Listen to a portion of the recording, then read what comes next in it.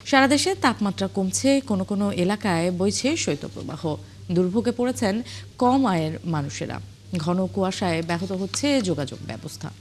হাসপাতালেও বেড়েছে শীতজনিত রোগীর সংখ্যা। শিশু এবং প্রবীণেরাই আক্রান্ত হচ্ছেন বেশি। আগামী কয়েকদিন শীতের তীব্রতা আরও বাড়ার পূর্বাভাস দিয়েছে আবহাওয়া অফিস। আমাদের সহকর্মীদের পাঠানো তথ্য এবং ছবিতে বিস্তারিত। শনিবার দেশের সবচেয়ে কম তাপমাত্রা রেকর্ড হয়েছে যশোরে। তাপমাত্রা নেমে যায় 8.8 ডিগ্রি সেলসিয়াসে। সঙ্গে ছিল শৈত্যপ্রবাহ। ভোর থেকেই কুয়াশার ঘনত্ব ছিল প্রায় 100 মিটার। যশোরে শীতজনিত রোগ বাড়ছে। আক্রান্তদের বেশিরভাগ শিশু ও প্রবীণ। আবহাওয়া অফিস জানিয়েছে আগামী কয়েকদিন শীতের এই প্রবণতা থাকবে।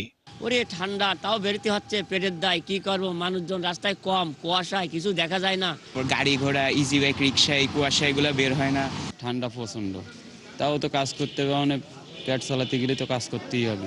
চুয়াডাঙ্গার আবহাওয়া পর্যবেক্ষণাগার সকাল 9টায় সর্বনিম্ন তাপমাত্রা রেকর্ড করে 10.6 ডিগ্রি সেলসিয়াস।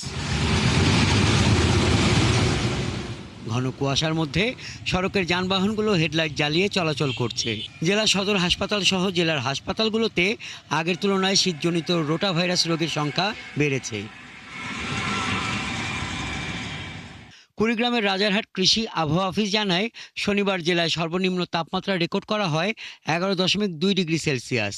জেলা সদর হাসপাতাল সহ 9টি উপজেলা স্বাস্থ্য কমপ্লেক্সে বাড়ছে শীতজনিত রোগী। আগে কুয়াশা বেশি, কর্ম নাই, বেকার বসে আছি।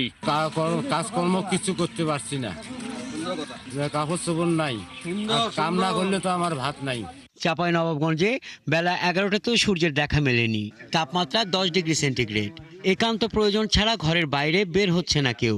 কুয়াশার কোনো কিছু দেখা যায় না, ঠান্ডাতে বাসা যায় না, কুয়াশা খুব বেশি।